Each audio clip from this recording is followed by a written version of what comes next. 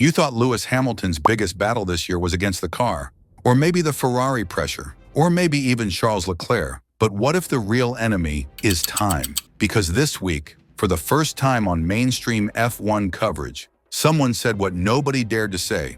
Not about tires, not about downforce, but about age. And that someone was Anthony Davidson.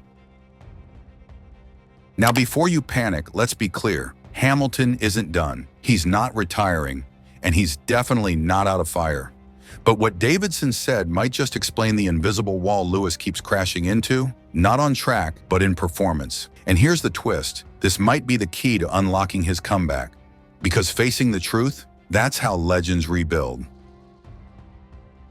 Let's break it down. Lewis Hamilton is 40, the second oldest driver on the grid, only behind Alonso, who's 44. And according to Davidson, age is a factor. People don't want to say it, but I've been through it. You start asking questions, it affects performance. This came before the Hungarian GP, where Hamilton qualified 12th, called himself useless, and even told Sky Sports Ferrari should consider another driver. Then after the race, he doubled down. There's a lot going on in the background that is not great. That's not just physical fatigue. That's a man emotionally overwhelmed.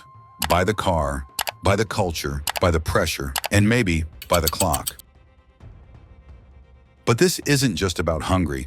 It's been building since 2022, since the regulation change that Davidson says broke Hamilton's natural driving style. And yet, even that didn't stop him from adapting. He's reinvented himself before, from V8s to turbo hybrids, from McLaren to Mercedes, from dominance to desperation.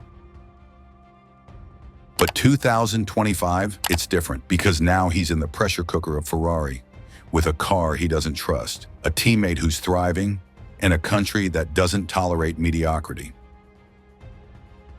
So what happens when the most resilient driver of his generation starts to doubt himself? When the guy who used to believe he could win with any car starts wondering if maybe, just maybe, the sport is evolving faster than he can? Davidson nailed it. This is just another hurdle, but it's a psychological one, and those are the hardest to clear. Because Hamilton isn't just racing against Verstappen, Leclerc, or Piastri, he's racing against his own reflection. And that's why this matters so much, because Hamilton's story was never just about stats. It was about revolution, about identity, about being more than a driver. This move to Ferrari wasn't just for titles.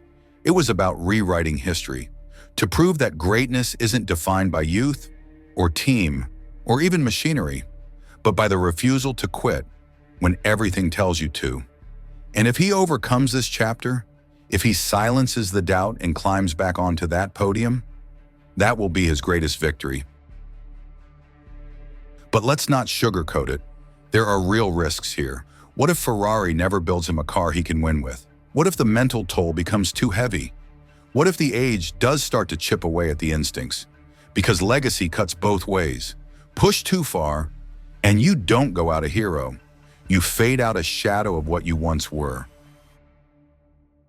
So here's the question that no one wants to ask. Is Lewis Hamilton still writing his legend, or trying to rescue it? Is this the storm before the resurgence, or the beginning of the end? You thought Charles Leclerc wanted to destroy Lewis Hamilton. You thought the rivalry was brewing, quiet but deadly. You thought teammates can't be friends in Formula One. But what if the opposite is true? What if Charles Leclerc just became Lewis Hamilton's biggest defender? And what if that says more about Hamilton's season than any lap time ever could? This could change everything, because when one of the fastest, coldest, most focused drivers on the grid looks at a broken Lewis Hamilton and says, "He's not my target, we're one team," that's not politics, that's respect. That's fearless unity in the middle of Ferrari chaos. And maybe, just maybe, that's the spark Hamilton needs to rise again. Let's look at the numbers. Leclerc's passed 3 qualifying sessions, P4, P3, pole position. Hamilton, P18, P16, P12. And yes, one of them was the sprint. In Hungary, for the first time in his career, Lewis finished outside the points. The same track where he once dominated, where he was called the King of Budapest. And yet in the media pen, he looked done. Near monosyllabic answers, eyes hollow, voice low. He even told Sky Sports, "I was absolutely useless. Maybe Ferrari should replace me." But Leclerc, he didn't bite, didn't dance on the ashes, didn't flex his lead status. He stood firm. "Lewis is not my target. We are one team. This is just a one-off." In an era of ego, that's rare. And in a Ferrari pressure cooker, that's heroic.